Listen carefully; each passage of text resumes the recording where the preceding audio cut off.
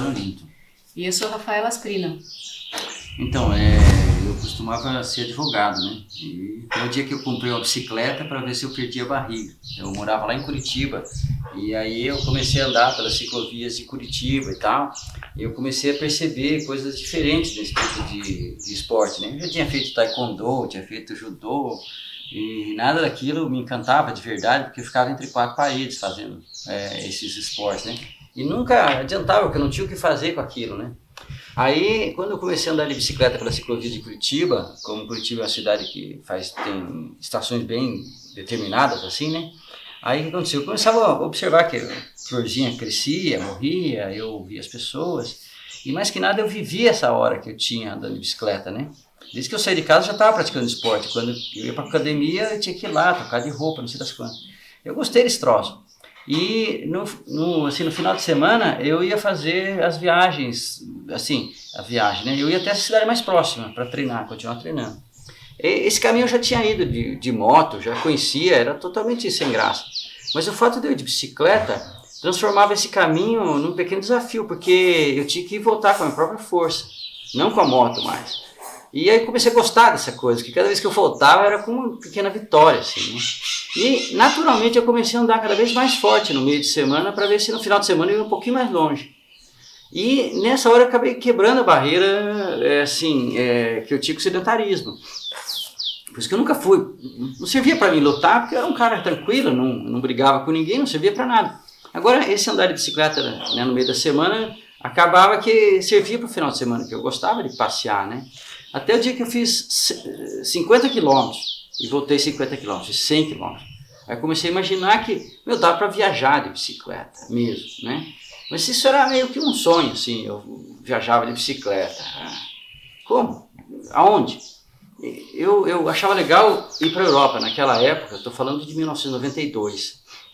Tinha pouca informação sobre a Europa, né? Quem ia para a Europa ia com um pacote fechado, ia para cidades principais e tal. Mas eu comecei a sonhar com esse negócio. Eu falei, puxa vida, dá para tentar. E todo dia de manhã eu guardava o meu sonho, né? Botava dentro do bolso porque eu tinha que trabalhar, tinha que pagar aluguel, eu tinha que comprar minhas coisinhas como jovem advogado, né? Mas é interessante, o Paulo Coelho fala que quando você tem um sonho, o universo conspira a seu favor, né? A gente que acha que ele é um charlatão, né? Mas eu acho que, no fundo, isso está certo, só que não é a verdade completa. Porque falta um ingrediente que é você ir atrás do teu sonho, você tomar um passo em direção a ele. E isso só você pode fazer. Bom, o que aconteceu para mim, como eu li as coisas, foi mais ou menos assim. O sindicato que eu trabalhava, ele fechou. E ele me entregou todos os clientes, 300 clientes, e mais uma indenização trabalhista, claro, né? E era um momento em que eu podia abrir um escritório e ser dono do meu nariz. Mas fazia um ano que eu estava treinando, eu me sentia super forte, assim, eu falei, puxa, é o momento também de realizar o que eu sonho, né? Aí eu saí com $4.500 no bolso, vendi tudo que eu tinha e comecei uma viagem na Espanha que era para ficar um ano pela Europa viajando, naquela época. Eu ia conhecer os parques nacionais europeus, coisa que eu nem sabia o que era direito, né? E eu acabei gostando tanto disso, que eu continuei a viagem, fui continuando cada vez mais para leste, até que eu fiz a volta ao mundo em 3 anos e meio, 34 países, quase 47 mil quilômetros pedalados, né? Mas eu só gostei disso porque eu percebi algumas características do cicloturismo. São características, qualquer um que andar um pouco, aí, pelo menos uns 2 dias, vai perceber isso. É saudável, você fica cada vez mais forte, né? Você trabalha teu corpo de uma forma natural, sem agressão, aeróbica. Ele é muito barato. Na volta ao mundo inteiro eu gastei $10 mil, né? Com tudo. Na Europa eu gastava cerca de $150 por mês em média. Em 10 meses de Europa eu gastei $1.500. Eu consegui quebrar com a equação tempo e dinheiro. Para mim, o dinheiro era irrelevante, porque gastando tão pouco, eu podia fazer o que eu quisesse. Aí eu percebi uma outra coisa da bicicleta, né? Conforme você chega de bicicleta nos lugares, a bicicleta é teu cartão de visita. Você se relaciona muito melhor com as pessoas. Eu estava debaixo da Torre Eiffel, com a minha bicicleta carregada, tinha 5 parisienses conversando comigo. O parisiense está meio com o saco cheio de turista. Eles vinham perguntar de onde que eu vim, que bicicleta era aquela, quantas marchas tinha, o que eu estava fazendo. Se eu tivesse feito os mais de 2.000 quilômetros que eu já tinha feito naquele momento a pé, com a mochila nas costas, ninguém ia notar como um viajante. As pessoas iam pensar que eu vim da Gare de Lyon ou sei lá o quê. Mas a bicicleta tem essa magia, ela atrai as pessoas. Pode ser até, assim, países que as pessoas são mais fechadas, assim, né? Tipo a Alemanha, né? Os caras, eles não se aguentam, eles vêm conversar com você. Eles têm curiosidade, a bicicleta quebra esse gelo. Então, potencializa qualquer tipo de viagem que você imaginar fazer. E isso, para quem gosta de viajar, é super interessante.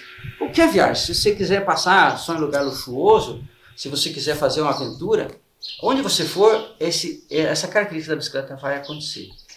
Mas acabei que eu só fiz a volta ao mundo de bicicleta mesmo, porque eu percebi uma outra característica que é muito interessante. Conforme você vai pedalando, você tem que ter uma cadência, né? Você tem que ter um ritmo de pedal. Você adota isso, mesmo sem saber dessa técnica ou não. E isso é uma repetição rítmica, que funciona que nem um mantra das religiões orientais, mesmo do catolicismo, né? Com o terço, Ave Maria, cheia de graça, Senhor convosco. Essa repetição te induz à meditação. E acaba que essas longas pedaladas, eu ficava pedalando sozinho, pensando, e isso me induzia à introspecção. E eu comecei uma viagem que era mais interessante até que aquela que eu estava vendo, conhecendo os países, conhecendo as línguas, que é uma viagem para dentro de mim mesmo. Atualmente não tem roteiro no mundo original, tudo já foi descoberto, tudo foi feito já. No século XVII, XVIII ainda tinha, foi o primeiro que fez isso. Hoje parece que o mais interessante, a última fronteira do ser humano é ele mesmo. Então conforme eu fui entrando cada vez para dentro de mim, eu fui revendo valores em contato com essas culturas. Naquela época não tinha internet, eu tinha que me relacionar com as pessoas que estavam do meu lado. Eu não podia falar com os meus amigos, né?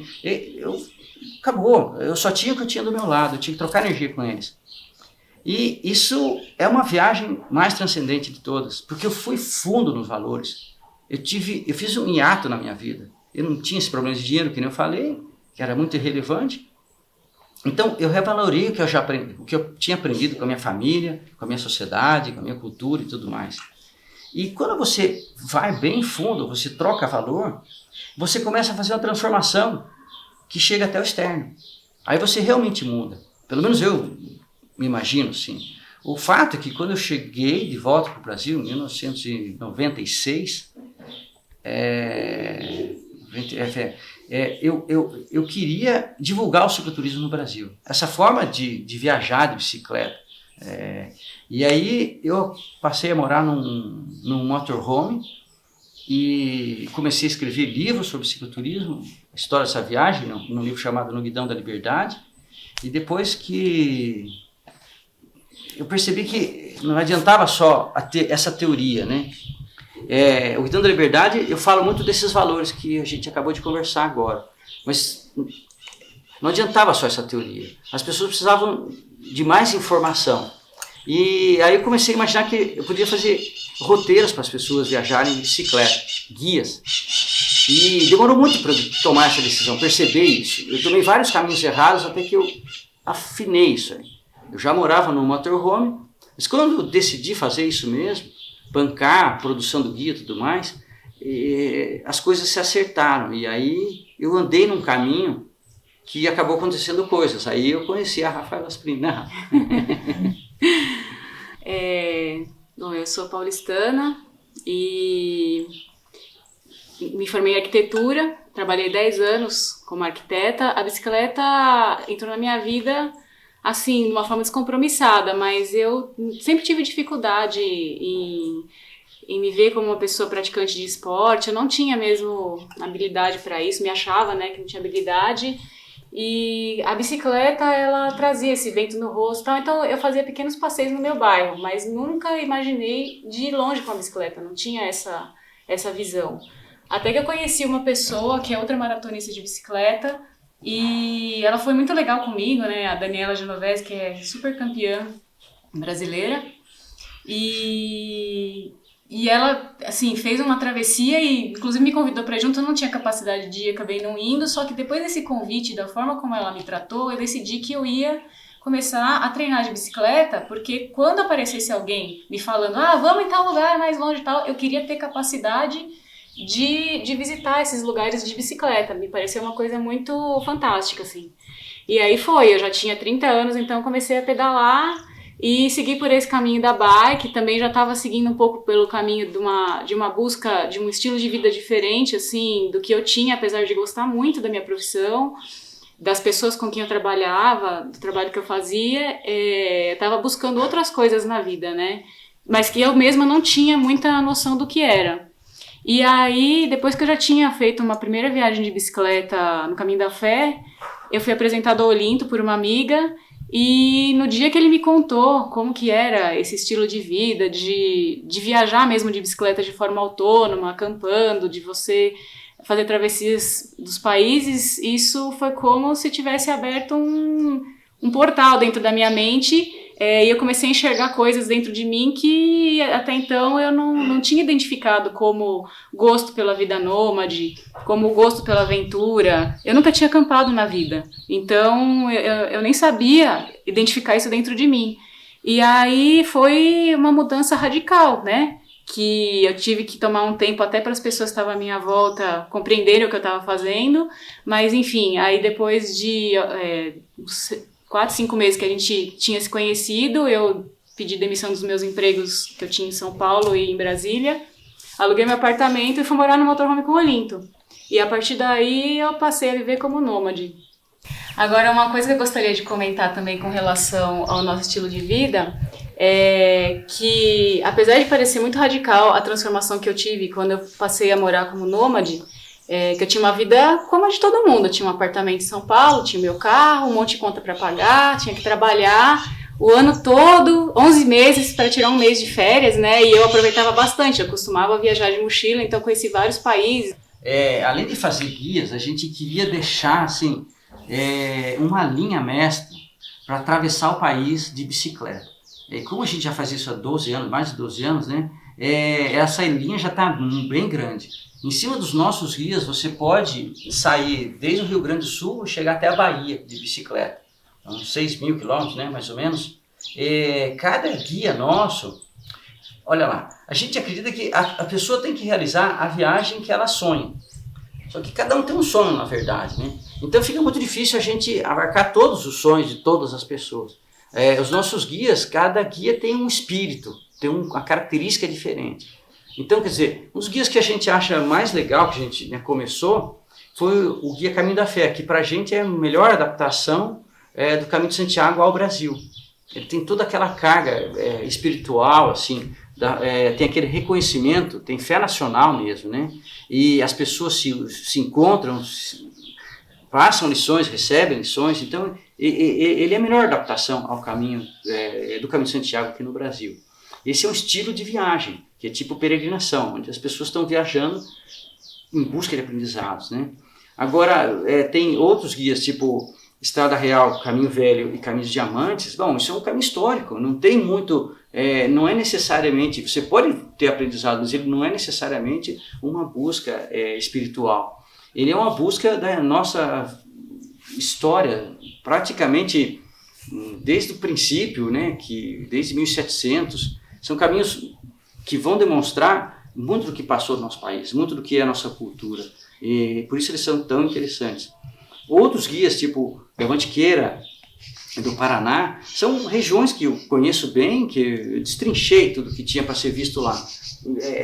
Assim, isso é para cicloturista que já sabe o que é o cicloturismo, que é interessante. Ele decide o circuito, ele faz o circuito, ele mexe no circuito, move, faz o contrário do jeito que ele quiser.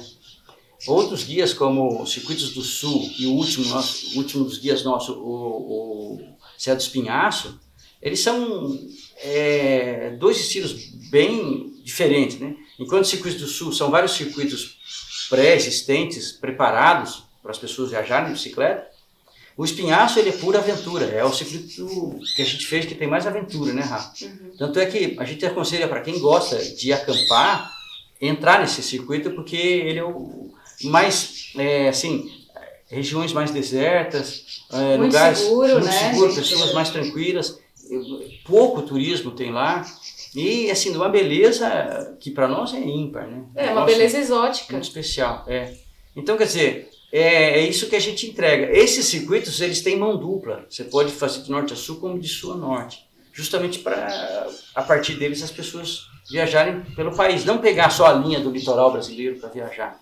E para fazer isso, né, assim, mais ou menos eu já falei, né? Desde que eu cheguei da Volta ao Mundo, como eu sei que vender livro no Brasil é difícil, vender guia mais difícil ainda, a gente tem que gastar muito pouco. Então a gente passou a morar no motorhome. E como o Lao Tse dizia, né? Rico não é quem tem muito, aquele que precisa pouco é que é rico. Como a gente precisa de muito pouco, a gente acaba ficando forte e poderoso, né, Rafa? A gente vive num mundo não da escassez, no mundo da abundância, né? Tudo parece abundante, afinal de contas. Né? Como a gente reduziu muito, conseguiu reduzir bastante o nosso consumo, a gente vive num mundo onde sobram as coisas, né? Acaba de sobram as coisas. Não tem essa... Não tem desperdício, né, Rafa? A gente consome 80 litros de água por dia, né? E 80 litros você pega em qualquer posto de gasolina, não tem problema, assim.